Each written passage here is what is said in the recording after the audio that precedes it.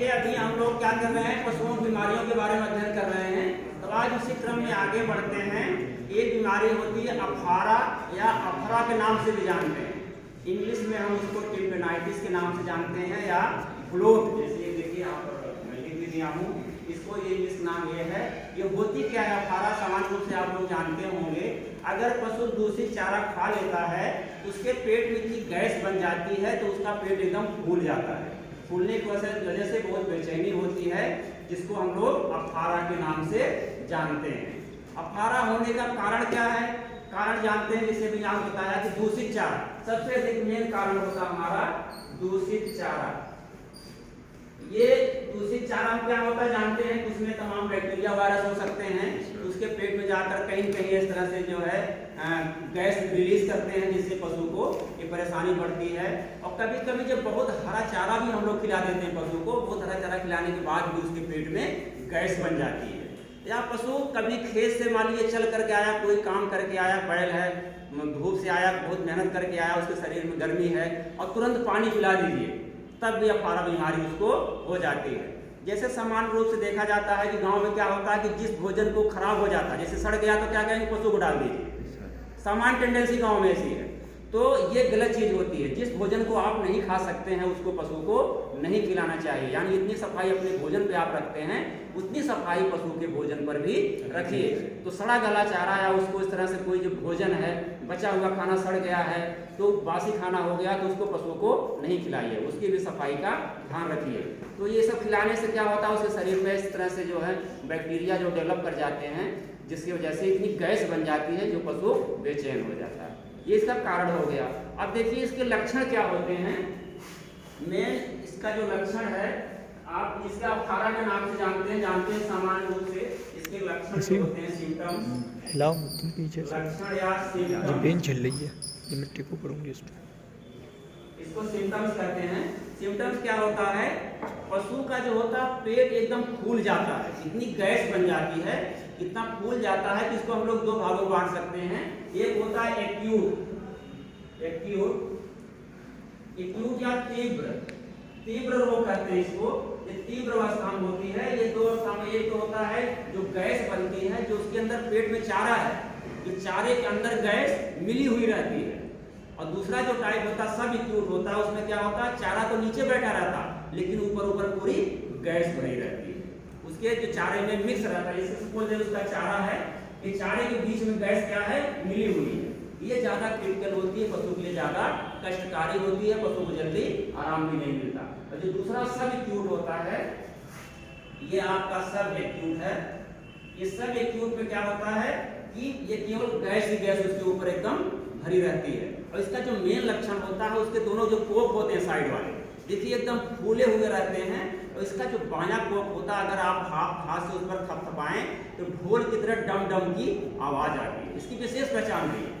उसके अलावा और पशु क्या होता है, जब बेचैन होता है, उसको सांस लेने में दिक्कत होती है। जब पेट में गैस भर जाएगी क्या करेगी, उसके फेफड़े पर भी दबाव डालती है, तो पशु को सांस लेने में भी दिक्कत होती है। पशु हाँफता है, बार बार उठता बैठता है, और कभी कभी देखिए उसकी बड़ी दयनीय स्थिति हो जाती है, क्योंकि बेचैनी होती है, मुंह खोल कर सांस लेता है, जीभ को बार बार बाहर निकालता है, कभी कभी उसके मुंह से लार भी टपकती रहती है, तो बड़ी खराब स्थिति रहती है। तो पशु क्या करता है, फिर एक तरफ से धीरे से लेट जाता है, लेट करके धीरे धीरे सांस को लेता है।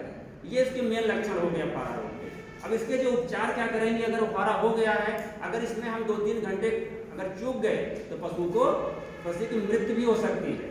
ये बहुत खतरनाक हो, इतनी गैस बन जाती है कि वो उसकी डेथ हो जाती है। इसीलिए तो तत्काल जितने जल्दी हो सके उसको तत्काल कोई न कोई उपचार देना चाहिए। अब देखिए उपचार में हम लोग इसके क्या करते हैं, ये अक्सर देखा जाता है कि ये बरसात के सीजन में ज्यादा बीमारी होती है। जानते हैं बरसात में ज्यादा इन्फेक्शन होने के चांस रहते हैं। अब इसका हम लोग उपचार या बचाव कैसे करेंगे, उपचार या ट्रीटमेंट कैसे करेंगे। ट्रीटमेंट के लिए सबसे अच्छा तरीका ये होता है कि पशु सांस लेने के लिए पहले तो हम फिजिकली उसको देखें, उसको सांस लेने में दिक्कत हो रही है, उसकी जीभ को क्या करें, थोड़ा सा बाहर की तरफ हल्का से खींचे, तो क्या होगा, उसको गैस पेट में भरी हुई थोड़ी थोड़ी गैस बाहर निकलती रहती है। और एक डंडा होता है, उसका मुंह फैला करके साइड में लगा देते तो मुंह क्या होता है, उसका खुला रहता है, तो थोड़ी बहुत गैस उससे मुंह से भी बाहर निकलती है। और उसका जो बायां कोप होता है, ये साइड में देखिए जब भूखा रहता है तो उसका बायां कोख क्या होता है, बैठा रहता है, खाली रहता है। और जब गैस भर जाएगी तो क्या होगा, एकदम बता रहे खूब फूला ढोलक की तरह एकदम फूला रहता है। और उसको क्या करें, बाएं हाथ से थोड़ा सा प्रेस करें, उसको दबाने से थोड़ा बहुत आराम मिलता है। और उसको जब तत्काल में और क्या करेंगे, दवा देंगे उसको। दवा जानते हैं क्या होता है, सामान्य रूप से जो हमको उपलब्ध हो जाता है टिंचर हींग होता है। हींग सभी जो जानते होंगे, हींग पेट के लिए कितनी फायदेमंद होती है। छोटे बच्चों को चाहे आपके पेट पर गैस बन रही है तो लोग हींग पी लेते हैं थोड़ा सा, या दाल में भी डालते हैं। तो हींग से क्या होता है, टिंचर हींग आती है। उसके अलावा नौसादर आप लोग जानते हैं, नौसादर क्या होता है बताओ आकाश? वेरी गुड, हाँ NH4Cl जो नौसादर होता है। देखिए इसका जो फार्मूला, बैठ जाओ, इसका जो फार्मूला है पहले नंबर 1 पर हींग टिंचर कितना 15 ग्राम इसकी दवा है जो तत्काल में दी जा सकती है। और दूसरी हमारी है नौसादर एरोमेटिक के नाम से जानते हैं, एरोमेटिक स्प्रिट भी कभी बीच में करते हैं, स्प्रिट नौसादर एरोमेटिक। नंबर 2, नंबर 3 होता तारपीन का तेल, जानते होंगे। तारपीन का तेल कहाँ से प्राप्त होता है जानते हैं, जो चीड़ का पेड़ होता है, पाइन का पेड़ जो होता है, चीड़ का पेड़ होता है, उससे हमको तारपीन का तेल प्राप्त होता है। जैसे आप पेंट करने के लिए नहीं तारपीन का तेल अक्सर लोग प्रयोग करते हैं, उसमें पेंट मिलाने के लिए, हाँ प्राइमर में, और इसका हम लोग यहाँ पर भी उसका उपयोग करते हैं। तो तारपीन का तेल ले लेते हैं, तारपीन का तेल, ये देखो 15 ग्राम दोनों हैं, और ये है करीब 40 से 50 ग्राम,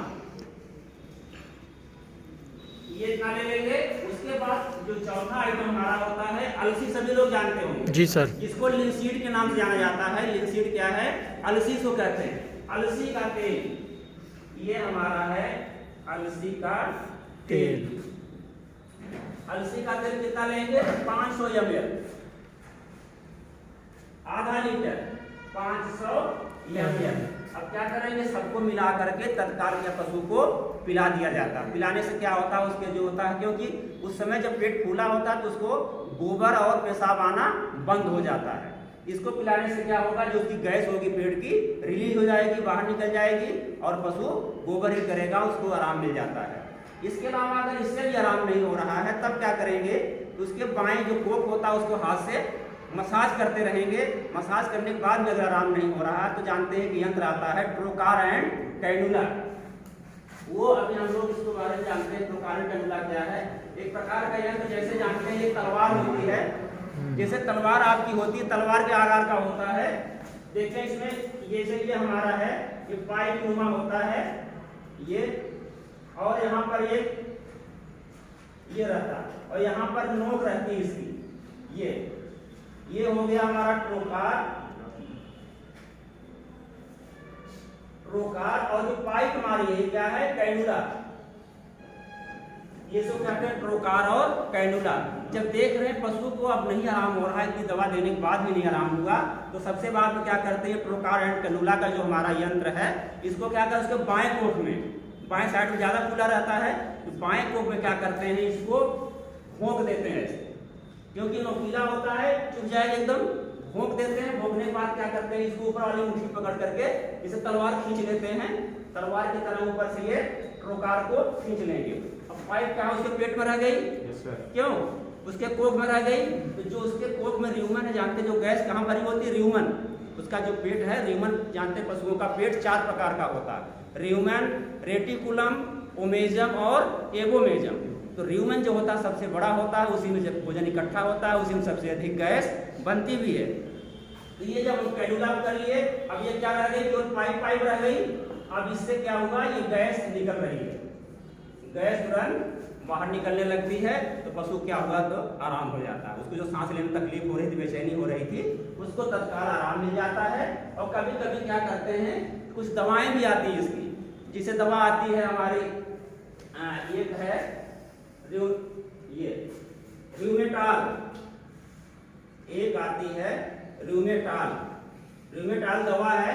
कभी कभी इस पाइप के माध्यम से भी हम लोग र्यूमेन में दवा भी डाल देते हैं, र्यूमेटाल को। इसके अलावा एक और दवा आजकल आती है, बहुत कारगर दवा है जो आजकल काफी यूज भी हो रही है। उस दवा का नाम बताऊंगा आपको, वो है एवलाक्स। एवलाक्स करके है। एवलाक्स दवा जो होती है ये बहुत कारगर होती है। इसकी 8 से 10 ml 8 से 10 ml को 100 से 200 से 150 ml 100 से 150 ml में पानी में, इतनी दवा को 100 से 150 ml पानी में मिला करके पशु को पिला दिया जाता है। उससे जो उसकी गैस होती है वो सब निकल जाती है। उसके अलावा कभी कभी इसमें जो होता है कैनुला के माध्यम से भी हम सीधे आमाशय में इस दवा को डाल देते हैं। इतना करने से क्या होता है, पशु को आराम हो जाता है और जो धीरे धीरे उसको ये जो है बीमारी से निजात पा लेता है। अगर इसमें हम कहीं चूक गए तो जान लीजिए पशु की जान भी खतरे में रहती है। 2-3 घंटे के अंतर्गत उसकी ये मृत्यु भी हो सकती है। ये अफारा है, इससे बचाव का तरीका सबसे बढ़िया यही है कि आप पशु को साफ सुथरा खाना दीजिए। उस पर कोई पोल्यूटेड या दूषित खाना पीना नहीं देना चाहिए और बहुत अधिक हरा चारा भी नहीं लेना चाहिए। कभी कभी क्या करते हैं लोग, एकदम हरा चारा पूरा खिला देते हैं। हरे चारे से भी क्या होता है, पेट में बहुत ज़्यादा गैस बनती है। तो इस सब चीज़ों का हम साफ सफाई का ध्यान रखेंगे, उसके भोजन का ध्यान रखेंगे। उसकी चरही जो होती है, बताओ पशुओं का मतलब पेट और भी कारण से तो फूल सकता है।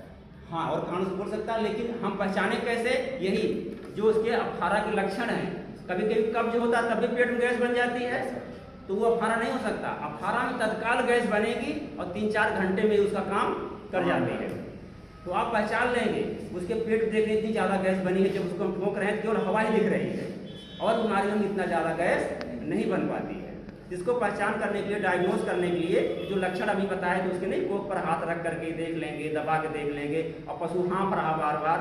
और एक चीज़ का और ध्यान रखते हैं कि पशु को बैठने के लिए क्या करते हैं, क्योंकि जब गैस उसके पेट भरी हुई तो उसके सीने पर जो फेफड़े पर दबाव डाल रही है, तो उसको बांधते हैं जहाँ आगे की तरफ उसके पैर की तरफ ऊंचा होना चाहिए और पीछे की तरफ थोड़ा सा ढाल होना चाहिए।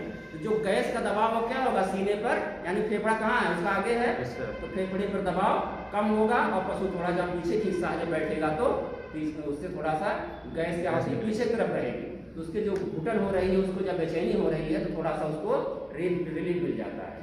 ये सब छोटी छोटी बातों को ध्यान रख करके हम इस बीमारी से निजात पा सकते हैं। इस बीमारी को यही समाप्त करते हैं। अगले क्लास में हम लोग फिर मिलेंगे।